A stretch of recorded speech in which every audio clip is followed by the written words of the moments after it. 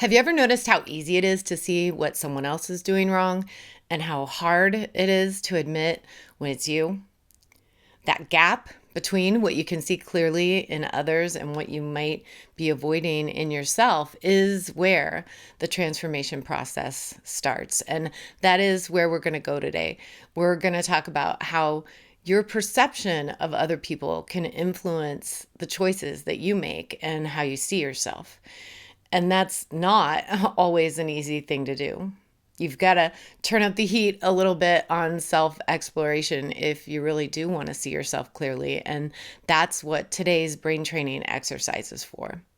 We've all got this really elevated, honest, brilliant part of ourselves that's always in there. But sometimes it's hard to recognize because we've got so many thoughts and feelings and life experiences mixed up in there with it. And my favorite analogy for what we're doing here today is fire and how it can be used to make things stronger and for shaping raw material to make something that's more effective or useful or to melt it down and make something entirely new. And sometimes you do have to start from scratch and start over. And since we're always talking about looking for the lesson and the gold in every situation and collecting it, now you really want to see what you've got. But first, you've got to turn up the heat on all of your judgments and all of your best reasons and excuses, because only in that kind of intensity do those impurities separate from the best of you. Everything that's been holding you back comes up to the surface, and you're paying really close attention, being really honest with yourself about what's not serving you and clarifying everything that comes up until all that's left is a reflection of the real you. And that transformation doesn't usually happen all at once. And that process really can be uncomfortable because most of us are stirring this great big energy pot, but we haven't been paying attention. Stirring all the feelings that say we've already been through so much. Or maybe even feeling like we've learned so much, but very often with a self-righteous attitude or a victim mentality that doesn't really line up with who you really are. And this is a big step in growing self-awareness because we play games with our own standards in our heads. And maybe unintentionally, but the vast majority of the human population can judge other people's actions so easily. And very often, what bothers you most about other people is in some way related to something that bothers you about yourself. When you get really honest about the judgments you make on other people, there's almost always a reflection of yourself in there somewhere, and you realize that you've still got some clarifying to do. Throwing yourself into that refiner's fire to consider your actions, your thoughts, and the words you say, including conversations you might be having behind someone else's back about everything that you think's wrong with them. And then sit back and think about what that says about you. And no matter what you find there, even if you don't find anything, consider how you offer advice and how you offer and accept apologies. Is the advice that you give someone else advice that you really should be giving to yourself? Do any of your apologies include how you think that person should excuse or ignore your behavior? Does forgiveness ever feel like a power struggle where somebody's going to win and somebody's going to lose? Consider any time the need to be right was bigger than the desire for the right thing, and all the ways that you make yourself feel right by trying to make someone else feel wrong. Those are all good reminders to consider your motives and to check your own behavior. And that really is the point here, how you feel about yourself and what you do, and understanding your motivation does matter. If there's judgment or resentment, and certainly if there's any hate in your heart, that's going to keep showing up and growing inside you. But it can be so difficult to catch yourself doing it, and even harder to admit it and go back to studying your personal code and your own behavior. Getting that energy right is a big part of the transformation process. Those lines that you've drawn for yourself only matter if you're willing to catch yourself crossing them. And that's what most of us are avoiding. Often avoiding it without even knowing it, because catching yourself doing something that doesn't line up with your code and admitting that you've crossed your own line can feel like a failure.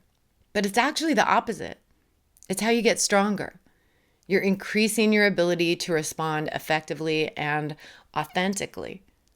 Integrity isn't about blame. It's about ownership. The more you study your own behavior, the more options you have. And then you're not stuck defending anything or explaining it or avoiding it. And I'm not preaching. All of this applies to me too. I've excused my own behavior and the behavior of people that I care about for the vast majority of my life. I've let people get away with hurting me, nodding my head in agreement and defending their behavior when I shouldn't have. And that part was on me. I just ignored it until I couldn't even see it anymore. And I've caused real harm that I excused away because I felt like I had good reasons. But in the end, they were still just excuses. All that did was cause pain for the people around me and a lot of pain for me. And both of those things were 100% my responsibility, no matter what anybody else was doing. It took me a long time to realize that looking away from what's mine to change might work for a while, but at some point it's going to cause a problem. Most people don't really struggle that much with knowing the right thing to do. They struggle with being honest with themselves about why and how they do what they do. Sometimes so much so that they can't identify their own part in the problem because that feels so incredibly uncomfortable. And because your brain was made to avoid pain of all kinds, especially the kind that's self-inflicted, instead of facing that discomfort directly, it starts explaining it away. And that can go unnoticed because we all tend to tell ourselves the version of the story that's easiest to live with. When your actions don't match your values, the brain will experience some psychological discomfort, and that's what they call cognitive dissonance. So to reduce that discomfort, either you change the behavior or your brain starts changing the story. And if you do that for long enough, at some point, you can't see your part in what happened anymore. And that's the problem. And that problem gets even more complicated when you're dealing with other people and their opinions about who they think you should be, or maybe they aren't ready to believe that you've changed, or maybe they're not willing to make a change in themselves yet. Maybe they've still got their own stories still playing in their heads. But that part isn't yours to fix. If you know you're right with yourself, you can let them figure themselves out and just keep telling yourself the truth about you. But if you can't see it, if you can't see what's happening inside you, you can't change it. And you can start to lose trust in yourself and question your code because on some level, you know that you've got a double standard that creates a massive gap between what you say you believe and how you're living. And integrity is what closes that gap. Getting honest enough to see what's actually there, even when it's messy, because your own behavior is yours to live with and yours to change. And there's a really quick and easy way to train your brain for taking right action with a physical reminder to listen to the guidance that's coming from the real you. Consider any part of the problem, the choice, the behavior, the habit, the thought, or the feeling that includes blame. And include anything that you think about someone else's behavior, any influence that their choices or opinions have had on you, any boundaries that you've let them cross. Because the blame you place on other people might be reflecting something that needs to change in you. You're just trying to figure out where you've been pointing the finger in any situation. Now, this is where we find a lot of those reasons and excuses for our own behavior. And you can sit down and write about it if it's a complex topic. But in time, this is something that you want to do pretty quickly, just in your head and without overthinking. And eventually you can do it in just one breath. Just a quick reminder to ask and be honest. Tell yourself the truth about where you're pointing the finger. That's the first thing. Then you want to take a moment to reset your thinking on that topic. Point the finger at yourself and pay attention to the feelings that are coming up inside you when you consider that subject. With the reminder that emotions are just signals to pay attention to your thoughts, identifying any internal conflict or struggle, because that's almost always a signal that the ego is trying to tell you what to do. And if you're in the middle of an immediate situation, that's just a breath to put your thoughts back on the path that lines up with the real you. That's the mental reset. That's the second thing. And then you want to consider your options. What could you do right now?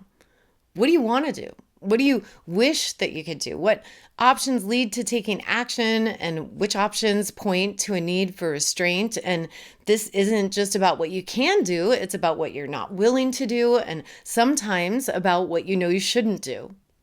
Seeking clarity and really looking to the most authentic version of you to find your answer. Listen to the real you and you'll know what to do, because that third thing is the right thing. Not the one where you're placing the blame, not the one where you're listening to the ego, but the one that comes from that truly elevated part of you. Point that finger in the right direction and you're removing all the options based on judgment or fear or resentment. Taking a breath to get past any impulsivity or complacency, purifying your motives with no reasons or excuses, just the whole truth about your part in creating or resolving any problem. Affirming that you really do know what's right for you. And it's something that your brain learns to do automatically through repetition. There's the link for the meditation. So practice. Every time you tell yourself the truth about you, you reinforce the new pattern. You're building internal trust. You're proving yourself to yourself. And that quick little 3-breath ritual keeps pointing you in the right direction. It's a physical and mental reminder that gives you something solid to hold on to. And that makes you stronger. Because instead of trying to be perfect, you're learning. You're just taking responsibility for what's yours to change. And every single time you sit down to practice, every time you apply it in your life and choose the next right thing, even if it's something small, your ability to respond with integrity gets stronger. And that energy grows as you define your boundaries in all of your relationships, and committing to doing the next right thing helps you clarify each line that you draw for yourself without having to have everything figured out perfectly right now. You're just studying your own behavior, one situation at a time and one choice at a time. Learning to hold that line is something that you do for you as a part of the transformation process. Integrity is the secret to getting clear and consistently expressing the energy of the real you.